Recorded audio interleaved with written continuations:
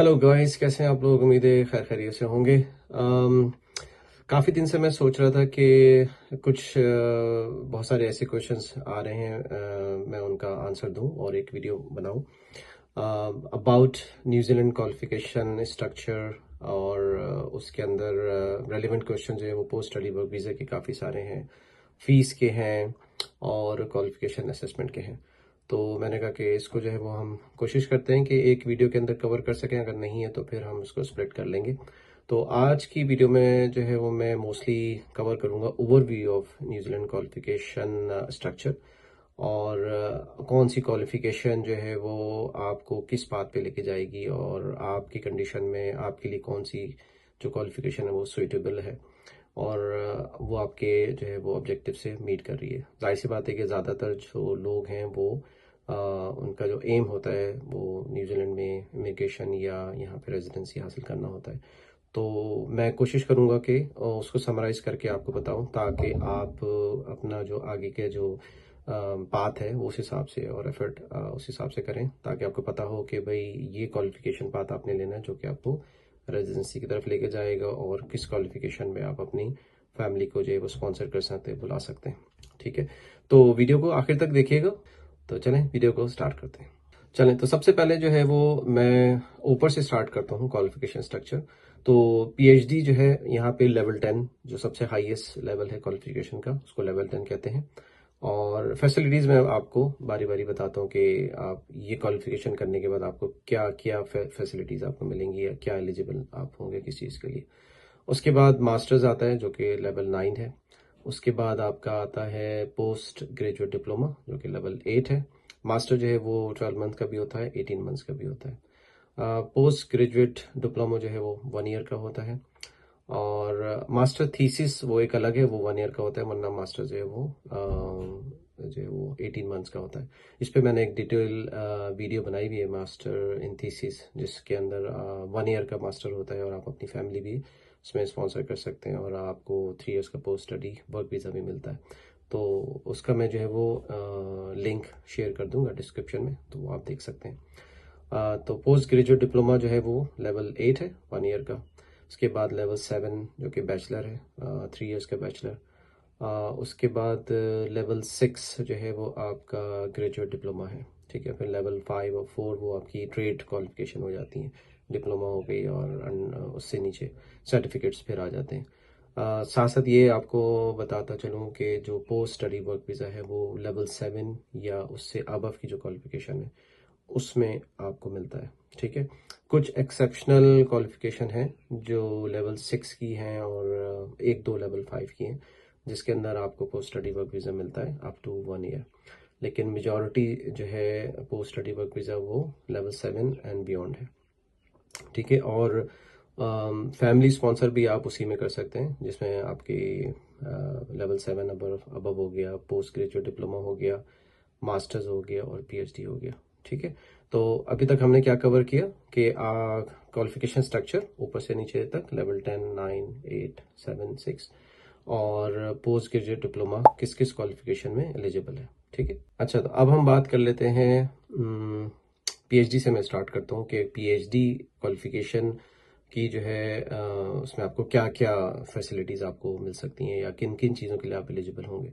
तो सबसे पहले जो जो सबसे बड़ा एडवांटेज है पीएचडी करने का, वो ये कि आप अपनी फैमिली को स्पॉन्सर कर सकते हैं। ठीक है, आप अपनी यानी कि जो स्पाउस हैं और अपने बच्चे हैं वो आपके साथ ट्रैवल कर सकते हैं। ठीक है, ऐसा नहीं है कि आपको स्टूडेंट वीज़ा मिलेगा उसके 1 साल के बाद आप उनको बुला सकते हैं, आप साथ भी ट्रैवल कर सकते हैं। साथ वीज़ा भी अप्लाई कर सकते हैं, या पहले आपका वीज़ा लग जाए फिर आप उनको अप्लाई कर रहे हो, साथ ट्रैवल कर सकते हैं, वैसे इशू नहीं है। इसके अलावा पीएचडी करने के बाद आपको 3 ईयर्स का पोस्ट स्टडी वर्क वीज़ा मिलता है। पीएचडी करने के साथ साथ आप फुल टाइम जो है वो वर्क कर सकते हैं। और इसके अलावा आपके जो बच्चे हैं वो फ्री एजुकेशन हासिल कर सकते हैं in New Zealand schools up two year 13। ठीक है ना, ये एक अच्छी खासी बड़ी फैसिलिटी है जो कि पीएचडी स्टूडेंट्स को मिलती है। अच्छा, साथ साथ ये आपको बता दूं, अच्छा हाँ, एक और बात कि पीएचडी की जो फ़ी है, जो बहुत सारे लोगों को नहीं पता है न्यूजीलैंड के अंदर, it's for international student it's equal to domestic students. तो जो डोमेस्टिक स्टूडेंट्स की फ़ी है वही यहाँ पे इंटरनेशनल स्टूडेंट की फ़ी है। ये भी एक बहुत बड़ा एडवांटेज है और वो बहुत सारे लोगों के लिए अफोर्डेबल हो जाती है if you compare with Canada, Australia या अमेरिका। तो और वो फ़ी जो है वो तकरीबन on an average 8,000 New Zealand dollar से लेके 9,000 न्यूजीलैंड डॉलर पर ईयर है, ठीक है। और बाकी जो है वो आप जॉब करके जो है वो उसको ऑर्गेनाइज कर सकते हैं। बहुत सारे क्वेश्चंस आते हैं अबाउट फंडिंग, तो उसके लिए मैंने एक वीडियो अलग से बनाई हुई है और रिसेंटली मैं, लेकिन कुछ रूल्स वगैरह चेंज हुए हैं तो एक और वीडियो बनाऊंगा कि आपने अपने कितने फ़ंड शो करने हैं और वो कौन कौन से फ़ंड्स एक्सेप्टेबल हैं। और दूसरा ये है कि अगर इसलिए कि वीज़ा कैंसिलेशन के जो रीज़न है वो सबसे ज़्यादा जो है वो 90% फंड्स की वजह से होती है कि या तो आपके फंड्स एफिशिएंट नहीं होते हैं, एनफ फंड नहीं होते हैं, या आप उनको उनके एविडेंस जो है वो देने में फेल हो जाते हैं। आप प्रूफ ऑफ एविडेंस नहीं दे पाते हैं कि जो मनी है कहाँ से आई है। और उसमें लोग बहुत सारी गलती ये करते हैं कि जैसे कि 3 मंथ्स का स्टेटमेंट आपको देना होता है फॉर पीएचडी के लिए, तो वो जस्ट वीज़ा अप्लाई करने से 1 महीने पहले या 10-15 दिन पहले एक मतलब बहुत बड़ी अमाउंट जो है एक साथ डिपॉजिट कर देते हैं, जो कि बिल्कुल भी अच्छा नहीं है और वो एक नेगेटिव इम्पैक्ट होता है आपके स्टेटमेंट को। और ये एक अलार्मिंग कंडीशन होती है इमिग्रेशन ऑफिसर के लिए।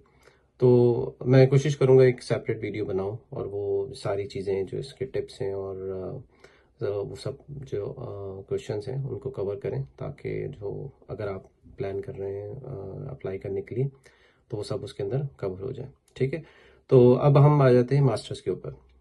मास्टर्स जो है वो 2 तरह का होता है और उसमें एक मास्टर थीसिस है और मास्टर बाय कोर्स है। इसकी मैंने एक डिटेल वीडियो बनाई है, तो आज मैं वो कवर नहीं करूँगा सारी चीज़ें, सिर्फ मैं ओवरव्यू बताऊंगा कि मास्टर करने के बाद है वो फी स्ट्रक्चर क्या है और आपको इसमें पोस्ट स्टडी वर्क वीज़ा मिलता है या नहीं। तो मास्टर्स 12 मंथ से लेके 18 मंथ्स तक का होता है और बिल्कुल मास्टर्स के अंदर भी आप अपनी फैमिली को स्पॉन्सर कर सकते हैं और आपको उसमें भी 3 इयर्स का पोस्ट स्टडी वर्क वीज़ा मिलता है और आपका स्पाउस को ओपन वर्क वीज़ा मिलता है, ठीक है। तो ये भी एक बहुत बड़ी फैसिलिटी है। अच्छा, same for master and PhD दोनों के अंदर आपके स्पाउस को ओपन वर्क वीज़ा मिलता है। तो फॉर एग्जांपल, अच्छा उसमें ज़्यादातर लोग क्या करते हैं कि अपनी जो वाइफ है उनको एडमिशन दिलवा देते हैं और वो मास्टर्स में एडिशन स्टडी कंटिन्यू करती हैं। और अगर आप यानी कि प्रोफेशनल हैं, लाइक सपोज इंजीनियर हैं या किसी और उसमें फील्ड में आपका एक्सपीरियंस है, तो आप उसके अंदर जो है वो जॉब हासिल कर सकते हैं। तो once you get the job then you can be towards residency pathway. और वो उसका जाहिर सी बात है कि वो एक बड़ा टॉपिक है, तो आज मैं कवर नहीं कर पाऊंगा कि वो रेजिडेंसी के लिए जो है वो क्या क्या एलिजिबिलिटी रिक्वायरमेंट्स हैं, पॉइंट सिस्टम है। तो उसकी हम फिर सेपरेट वीडियो बनाएंगे, उसमें हम कवर करेंगे। मास्टर्स के बाद आ जाता है, अच्छा मास्टर की फ़ीस रह गई। तो मास्टर जो है वो न्यूजीलैंड में काफ़ी एक्सपेंसिव है, ठीक है। तो जो भी कोई मुझसे पूछता है तो सबसे पहले मैं उससे यही पूछता हूँ कि भाई आपकी फाइनेंशियल सिचुएशन क्या है। अगर फाइनेंशियल सिचुएशन आपकी अच्छी है, आप अफोर्ड कर सकते हैं, तो यस, मोस्ट वेलकम। तो मास्टर की जो एवरेज फ़ी है वो स्टार्ट होती है 45 के से लेके 55 के, चाहे वो कोई सी भी यूनिवर्सिटी हो। डेफिनेटली जो ऑकलैंड के अंदर यूनिवर्सिटी हैं वो एक्सपेंसिव है। अगर आप दूसरी साउथ आइलैंड के अंदर जाते हैं तो वहाँ पे थोड़ा सा फ़र्क आपको पड़ जाता है और दूसरा लिविंग कॉस्ट जो है वो थोड़ी कम है, लेकिन नो डाउट मास्टर जो है वो एक्सपेंसिव है। और दूसरा ये है कि मास्टर्स स्टडी वीज़े का जो रिजेक्शन रेशो है आजकल ज़्यादा है।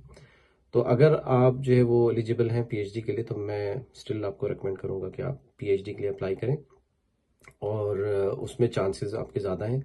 अगर आपका क्वेश्चन है कि भाई पीएचडी की रिक्वायरमेंट्स क्या हैं, तो उसकी मैंने डिटेल वीडियो बनाई हुई है और आप कमेंट सेक्शन में जो है वो क्वेश्चन भी कर सकते हैं। तो उस हवाले से जो है वो मैं आपको गाइड कर सकता हूँ। और दूसरा के साथ साथ मैं आपको बताता चलूँ कि चूँकि बहुत सारी क्वेश्चंस और क्यूरीज आ रही थी अबाउट पीएचडी एडमिशन्स के बारे में, तो रिसेंटली जो है हमने एक इनिशिएटिव लिया है जिसके अंदर अब हम जो है वो केसेस जो है वो एक्सेप्ट कर रहे हैं टू प्रोसेस। तो उसमें हमने एक अभी कंसल्टेंसी सर्विसेज स्टार्ट की हैं, केवी एजुकेशन पार्टनर्स। तो अगर आप जो है वो हमारी सर्विसेज लेना चाह रहे हैं तो लिंक जो है वो मैंने दिया हुआ डिस्क्रिप्शन में, तो आप हमको कांटेक्ट कर सकते हैं। तो मेरी टीम जो है वो आपके सबसे पहले केस को असेस करेगी और देखेगी कि आप एलिजिबल हैं या नहीं है। तो हम सिर्फ उन्हीं ही केसेस को प्रोसेस करेंगे जो एलिजिबल होंगे, ठीक है ना। तो अगर पोटेंशियल होगा आपके केस में, आपकी प्रोफाइल में इतनी एनफ स्ट्रांग होगी, तो फिर हम आपको जो है वो आपके साथ प्रोसीड करेंगे और will take to the PhD admission process. तो आई होप कि आपको ये सारी इन्फॉर्मेशन जो है वो फ़ायदा दे रही होगी। और अगर कोई इसके अलावा सवाल है आपका तो आप कमेंट सेक्शन में लिख सकते हैं। अच्छा, वीडियो अगर अच्छी लगी हो तो लाइक करिएगा, शेयर करिएगा अपने फ्रेंड्स एंड फैमिली के साथ। और तब तक के लिए इजाज़त दीजिए, मिलते हैं नेक्स्ट वीडियो में। Take care, bye bye.